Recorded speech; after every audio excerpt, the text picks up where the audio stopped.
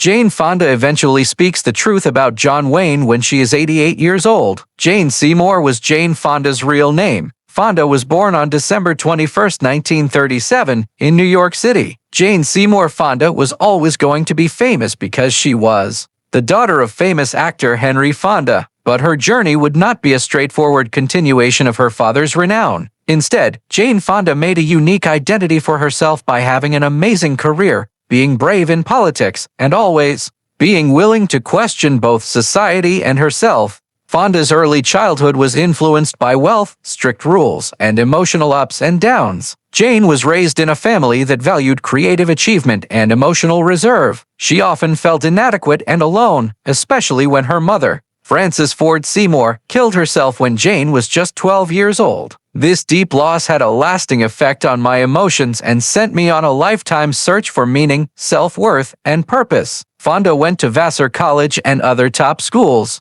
but she didn't want to be an actress at first. After relocating to Paris and later training with famous acting teacher Lee Strasberg at the Actors Studio, she found a love for acting that would eventually define her career. In the early 1960s, Jane Fonda made her first movie. She rapidly became known for her brains, attractiveness, and charm. She was commonly cast as a glamorous ingenue at first, but she slowly fought back against these characters and looked for more meaningful and difficult work. Barbarella 1968, a cult science fiction movie, was her big break. It made her a sex icon around the world. Fonda subsequently said that the experience was both inspiring and limiting. Instead of letting Hollywood define her, she used her growing celebrity to get more meaningful employment. The 1970s were the best years for Jane Fonda's acting career, according to critics. She gave a number of strong, life-changing performances that made her one of the best actors of her time. In Clute 1971, she played a tired, emotionally scarred prostitute. This garnered her her first Academy Award and showed a depth and vulnerability that put to rest any questions about her potential. She then had outstanding performances in Coming Home 1978, where she played a military wife who was emotionally awakened, and The China Syndrome 1979, a dramatic political thriller that showed how committed she was becoming to social causes. These movies not only showed off her artistic breadth, but they also showed how her political views were changing. Along with her acting career, Jane Fonda became one of the most outspoken and controversial political campaigners of her time. She was very against the Vietnam War and became a well-known figure in the anti-war movement, utilizing her fame to speak out against it. People didn't like or understand her trip to North Vietnam in 1972, but it gave her the nickname Hanoi Jane, which stuck with her for years. Fonda subsequently said she was sorry for some things that happened on that trip, but she still defended her right to protest unfair wars. Her advocacy, which some people found divisive, showed that she was willing to put her own safety and career on the line to stand up for what she believed in. In the 1980s, Jane Fonda changed her life again, this time by changing popular culture through exercise. Jane Fonda's Workout, which came out in 1982, was the best-selling VHS of its time and started a fitness craze around the world. What could have been a shallow celebrity project turned into a cultural movement that gave millions of people, especially women, the power to take charge of their health. She became quite financially independent since her workout empire was so successful. She then used this money to support political causes, movies, and charitable work. Jane Fonda stopped performing in the early 1990s, but she came back to the screen in the 2000s with more confidence and clarity. Her later roles, which included both comedy and drama, showed that she wasn't frightened of getting older or changing. Grace and Frankie and other projects brought her to a new group of fans, showing that being relevant never goes out of style. She has kept up her activism with the same zeal in her older years, most notably by speaking out for climate action and even risking arrest during protests in Washington, D.C. She had been out in the public eye for more than 10 years when she made a much-anticipated and successful return to acting in 2005. Audiences were thrilled when she stepped out of retirement to star in the romantic comedy Monster-in-Law.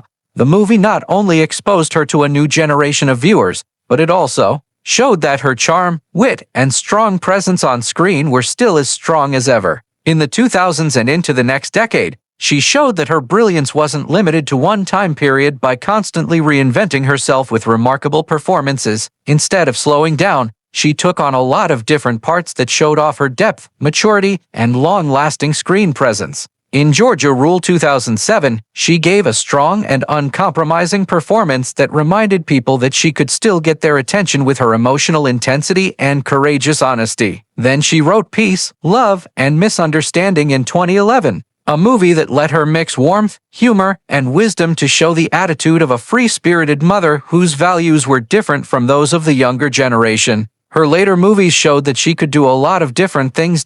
In the 2013 movie The Butler, she played a part in a big historical drama that followed decades of political and social upheaval in the United States. This gave her story a sense of importance because it was based on real events. In 2014, she returned to a more funny and emotional role in This Is Where I Leave You. The plot was about family, loss, and healing, and she balanced sharp wit with moments of vulnerability at the same time. She made a big comeback on TV. She played a recurring part on HBO's hit show The Newsroom from 2012 to 2014. Her performance gave depth and authority to the show's investigation of media, politics, and journalistic integrity. Her appearance on the show was a reminder that she could easily move between cinema and TV, giving the same amount of depth and authenticity to both. She wowed audiences again in 2017 when she got back together with Robert Redford in the Netflix movie Our Souls at Night. The peaceful, sensitive romance was applauded for being honest and not too emotional. It showed how love and friendship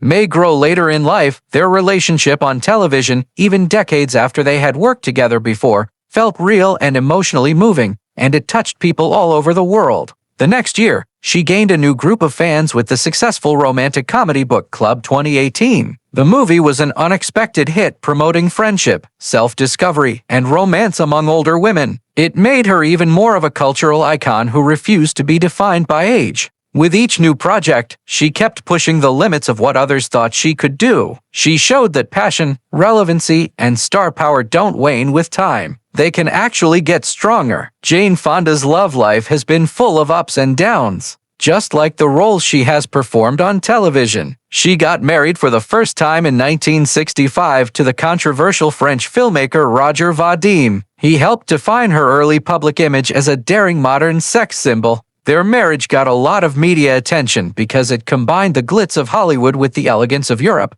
The marriage ended in divorce, but it did create one lasting bond, their daughter, who became a significant and profoundly loved part of Fonda's life. Fonda's life changed a lot in 1973 when she married political activist and author Tom Hayden. This connection marked a pivotal moment in her identity as she grew progressively involved in social justice, political issues, and activism. They had a son together, and for many years they were thought to be one of the smartest and most politically active couples of their time. Even though they had the same goals and values, the marriage ended, which was another time for Fonda to change her emotions. Her third marriage to media billionaire Ted Turner in 1991 put her at the center of Hollywood and global business power. Fonda entered a world of great power and ambition when she married the cable TV mogul and CNN pioneer. The marriage lasted 10 years, but it ended in divorce in 2001, which was another example of a trend in her life, having the fortitude to move on when a chapter no longer helped her grow. Fonda eventually found love and friendship with record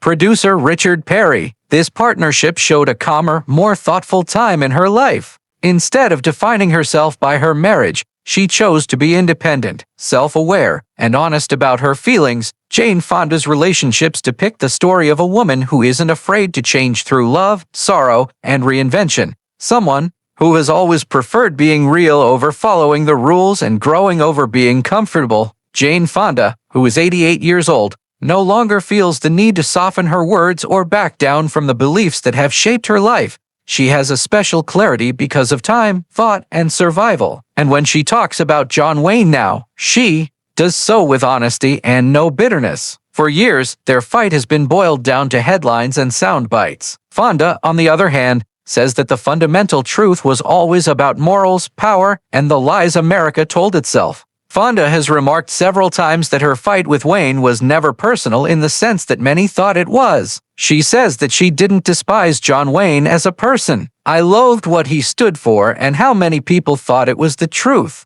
Fonda didn't think of Wayne as just a movie star. He was a symbol and an example of a strict form of macho nationalism that didn't allow for disagreement, empathy, or nuance. His Western heroes and war characters showed her that there was certainty in a world that needed to be questioned.